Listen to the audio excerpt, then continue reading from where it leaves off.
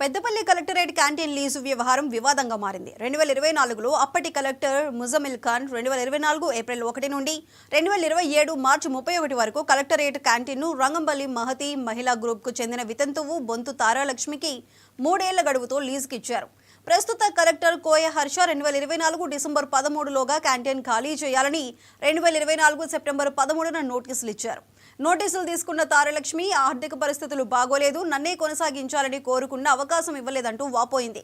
3 ఏళ్లు గడువున్న క్యాంటీన్పై బ్యాంకు రుణాలు తీసుకున్నట్లు పెద్దపల్లి కోర్టును తారలక్ష్మి ఆశ్రయించింది. క్యాంటీన్ నిర్వహించుకోవచ్చని కోర్టు చెప్పడంతో శుక్రవారం క్యాంటీన్లో కొన్ని సామాన్లు పెట్టి తాళం వేసుకున్నట్లు నిర్వాహకురాలు తారలక్ష్మి చెప్పారు. శనివారం వెళ్లి చూడగా తాళం పగలగొట్టి ఉంది. సామాన్లు చిందరవందరగా పడి ఉండటంతో పెద్దపల్లి పోలీసులకు ఫిర్యాదు చేసినట్లు తెలిపారు. లీజు గడువు ముగియక ముందే మరో మహిళా సంఘానికి అప్పజెప్పడంపై సర్వత్రా విమర్శలు వెల్లువెత్తుతున్నాయి. మేము మిస్ అన్నపూర్ణ క్యాంటీన్ నుంచి రిప్రజెంట్ చేస్తున్నాము. మాకు గత కలెక్టర్ గారు ఐఏఎస్ ముజామిల్ ఖాన్ గారు మాకు ఒక 3 years అగ్రిమెంట్ ఇచ్చారు. కలెక్టరేట్ ఐఏఎస్ గారి త్రూనే మాకు అగ్రిమెంట్ వచ్చింది. దెన్ మేము దాన్ని సేఫ్గా క్లీన్గా నడుపుకుంటూ ఉన్నాము. ఈ నడుపుకుంటున్న పీరియడ్లో మాకు కొన్ని మంత్స్ బ్యాక్ ఇప్పుడు ప్రెసెంట్ ఐఏఎస్ గారి నుంచి వెకేట్ చేయాలి అని మాకు నోటీస్ వచ్చింది. మేము పలుమార్లు కలవాలని ప్రయత్నించాము, కానీ ఏ రోజు అది కుదరలేదు. మరి ఎందుకో మాకు తెలీదు. దెన్ మేము అడగాలనుకున్నాము, ఇప్పటి వరకు ఈ రోజు వరకు కూడా మాకు ఎందుకు వెకేట్ చేయమన్నారు అనే దానికి రీజన్ అనేది అయితే తెలీదు. ఫుడ్ బాగాలేదా, ఎవరికైనా ఫుడ్ పాయిజనింగ్ అయిందా, ఏదైనా కంప్లైంట్స్ వచ్చాయంటే ఇప్పటి వరకు నో ఇష్యూ మా తరఫు నుంచి అయితే. సో మేము ఎంత ట్రై చేసినా కలవడం కుదిరిపోయేసరికి మేము కోర్టును ఆశ్రయించాము. ఇంకా ఏ దిక్కు లేని వాళ్ళకి కోర్టే దిక్కు అంటారు కదా. సో అలా కోర్టుకి వెళ్ళినప్పుడు మాకు స్టేటస్కో వచ్చింది, మమ్మల్ని నడుపుకోమన్నారు మా టైం పీరియడ్ వరకు. అదే ఆశించి వాళ్ళు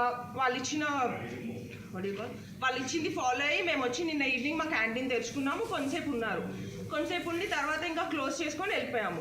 ఈ రోజు పొద్దున మళ్ళీ అదే విధిగా మేము క్యాంటీన్ ఓపెన్ చేసుకొని నడుపుకుందామని వచ్చేసరికి తాళం పగలగొట్టేసి అటు పక్కన విసిరేసింది. మీరు కూడా చూడొచ్చు. అండ్ మా సామాను లోపల ఉన్న సామాను ఏమయ్యాయో కూడా ఇప్పటివరకు మాకు తెలీదు. మహిళా శక్తి సంఘాల ద్వారా ఇప్పుడు కొత్తగా పెట్టిన ప్రభుత్వ ఇందిరా మహిళా శక్తి క్యాంటీన్స్ కింద మేము పెట్టుకోవడం జరిగింది. గత 8 నెలల కింద మేము తీర్మానం ఇవ్వడం జరిగింది. అయితే అప్పుడు వాళ్ళ అగ్రిమెంట్ ఉందని చెప్పడం వల్ల మేము ఇన్ని రోజులు ఆగాము. తర్వాత మేము ట్రైనింగ్ కూడా వెళ్ళి రావడం జరిగింది 10 రోజులు. సెర్ప్ ద్వారా మేము హైదరాబాద్లో ట్రైనింగ్ తీసుకున్నాము. తర్వాత వచ్చిన తర్వాత మేము కలెక్టర్ సార్ని కలిసాము. అంటే మేము ఫోటో తీయడం కోసం కలిసాము.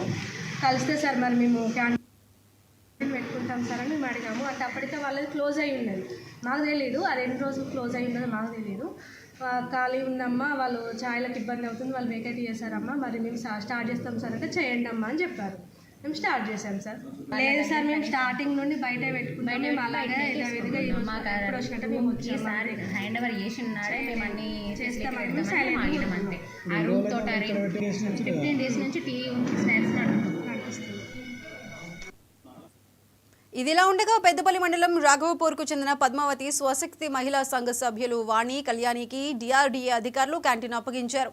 దాంతో 15 రోజులుగా కోర్టు ఆవరణలో టీ స్నాక్స్ విక్రయించుకుంటున్నట్లు వాణి కళ్యాణి తెలిపారు.